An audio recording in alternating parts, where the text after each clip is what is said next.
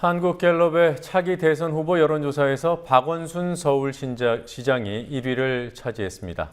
박원순 시장은 야당 지지자는 물론이고 무당파의 지지도 받은 것으로 나타났습니다.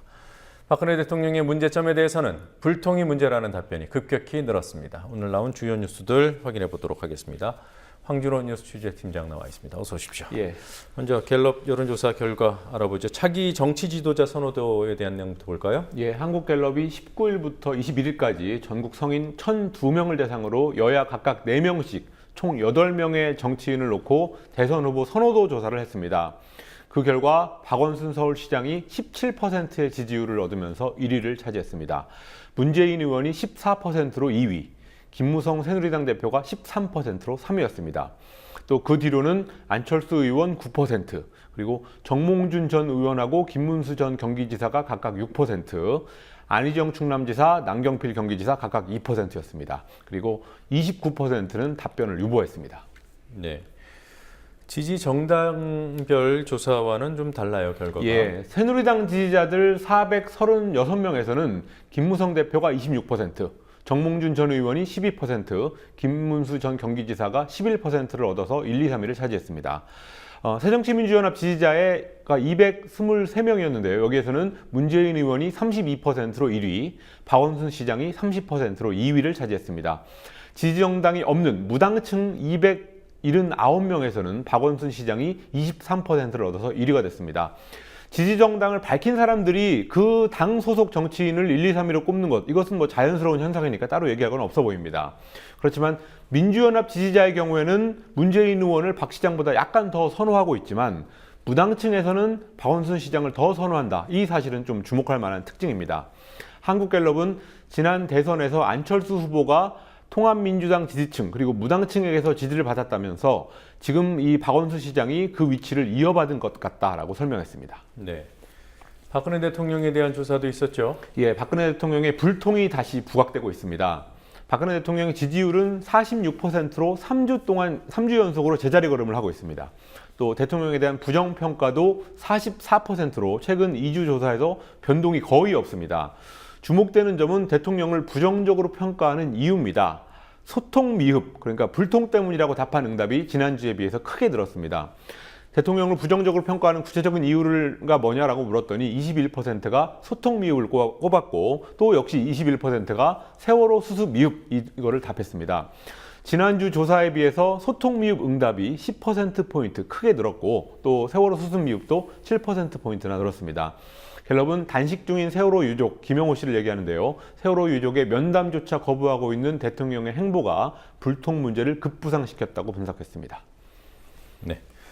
그리고 김수창 전 제주지검장 예. 본인이 계속 부인을 해왔습니다만 오늘은 시인을 했더군요. 예, 여자 고등학교 앞에서 벌였던 5차례 음란 행위, 오늘 국가수 CCTV 분석 결과가 나오면서 결국은 인정할 수밖에 없었습니다. 야당의 비판이 쏟아졌습니다. 새정치민주연합의 김영근 대변인은 김진태 검찰총장과 법무부를 맹비난했습니다. 김 대변인은 스폰서 검사, 벤치 검사 등으로 수없이 지탄을 받아온 검찰 조직이 다시 한번 실체를 보여줬다라고 하면서 김진태 검찰총장의 대국민 사죄와 사퇴를 요구했습니다. 또 황교안 법무부 장관에 대해서도 파면 해임 같은 중징계 대신에 김 전 지검장의 사표 수리로 제 식구를 감쌌다라면서 응당한 후속 조치가 있어야 된다고 주장했습니다. 검찰이 어제 국회의원 강제 구인이라는 초강수를 쓴 배경에 이 김수창 지검장 문제로 망신당했던 조직을 보호하기 위한 의도가 있었다, 이런 설명이 일부 있었는데요.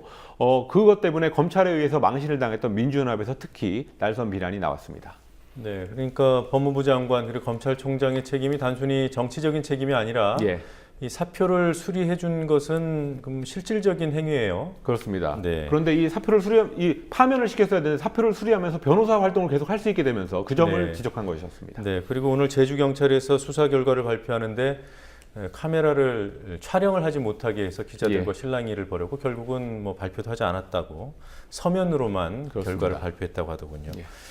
자, 이런 사건조차도 발표를 못하는 경찰 그리고 그 뒤에 검찰, 이게 우리나라 수사기관의 현실입니다. HMC 투자증권 직원들 자살을 하는데 그 이유가 실적 압박이에요? 예, 지난 3년 동안 HMC 투자증권 직원 3명이 실적 압박으로 자살했다고 오마이뉴스가 오늘 보도했습니다. 증권맨들이 겪는 실적 압박이라는 건 어제 오늘의 일이 아닙니다만은 특히 이 HMC 같은 경우는 종목형 주가 연계증권 ELS라는 상품을 집중적으로 팔라 이렇게 직원들에게 그동안 몇 년 동안 강요해 왔다고 합니다. ELS는 주가 변동에 따라서 고수익을 올릴 수 있지만 또 반대로 손실이 나면 상대적으로 큰 손실이 납니다. 그래서 앞서 자살한 2명은 손해를 입은 고객들의 항의에 계속 시달리면서 우울증을 앓았다고 동료들이 증언하고 있습니다.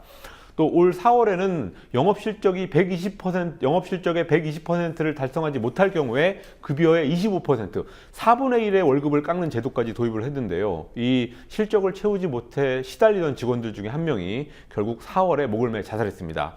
그렇지만 이 HMC 회사 측은 개인사 때문에 한 자살이라고 강변하고 있습니다. 네, 이 HMC 투자증권은 현대자동차 그룹 그렇습니다. 계열사죠? 현대자동차 그룹에 있는 네. 금융그룹입니다. 네, 그 루게릭벽 환자들의 고통을 공감하고 또 기부금을 모으는 캠페인 아이스버킷 챌린지. 예. 오늘 유명한 정치인이 예. 이 캠페인에 참여했습니다. 예, 오늘 낮에는 김무성 대표가 새누리당 연찬회에서 했습니다. 네. 예. 그런데 오늘 그거 말고 SNS상에서는 세월호 특별법 제정을 위한 김영웅 씨라는 사람의 아이스버킷 동영상이 오히려 더 화제가 되고 있습니다. 이 김영웅 씨라는 분은 희귀성 난치병, 골형성 부전증이라는 난치병으로 키가 95cm밖에 되지 않는 그런 분입니다. 동영상에서 김영웅 씨는 그동안 아이스버킷 영상을 보면 즐겁다기보다는 세월호 희생자들이 차가운 바닷물 속에서 느꼈을 공포가 떠올랐다 라고 하면서 얼음물을 뒤집어 쓰는 이유를 밝혔습니다. 그리고 나서 규칙대로 김 씨는 다음 3명의 참가자들의 이름과 이유를 밝혔는데요. 세월호 특별법 통과에 노력하라는 의미로 박근혜 대통령 그리고 여야 원내대표 2사람을 지목했습니다. SNS에서는 새누리당의 아이스버킷이 열풍이라면 이 김영웅 씨의 아이스버킷은 태풍이다 이런 말이 나오면서 동영상이 반향을 일으키고 있습니다. 네. 화면은 똑같은데 내용은 참 다르군요. 그렇습니다. 예. 교육부가 교학사 한국사 교과서 수정하라고 지시를 했습니다만 이제서야 수정본이 나왔어요. 예, 그런데 여기서도 오류 투성이라고 합니다. 네. 내년 고등학교에서 실제로 사용될 수 있는 교학사의 한국사 교과서 수정본이 오류가 많다고 한겨레 신문이 보도했습니다. 역사 전문가들이 이 수정본 교과서를 분석해 보니까 50쪽에 불과한 고대편에서만 70여 개의 오류가 발견됐습니다. 그러니까 페이지당 1.4개꼴로 오류가 나왔습니다. 예를 들어서 삼국사기에 나온 내용인데 삼국유사에 나왔다 이렇게 출처를 밝히거나 삼국유사에 나온 내용인데 삼국사기에 나왔다 이렇게 출처를 틀리게 밝히거나 아니면 발해 멸망 이후에 고구려 유민들이 고려를 망명했다 이렇게 잘못 썼습니다. 그러니까 발해가 멸망했으면 발해 유민들이 나와야 되는데 고구려 유민이 나왔다 이렇게 쓴 건데요. 이 역사 문제에 앞서서 국어를 잘못한 오류였습니다. 여기 평가에 참여한 한 역사학과 교수는 역사의식도 문제지만 교학사 교과서대로 시험을 봤다가는 틀리는 게 많을 거다라고 비판했습니다. 네. 그리고 뉴스K가 보도를 했지요. 평창 동계올림픽 활강 스키장으로 준비되고 있는 예. 그 원시림 가리왕산. 예.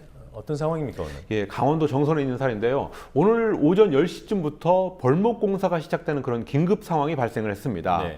가리왕산 하봉과 중봉에 위치한 연습 코스에서 벌목이 갑자기 벌어졌는데요. 연습 코스의 벌목은 오늘 처음 있었고 오늘 하루만 최소 500평 정도 이상에서 벌목이 이루어졌습니다.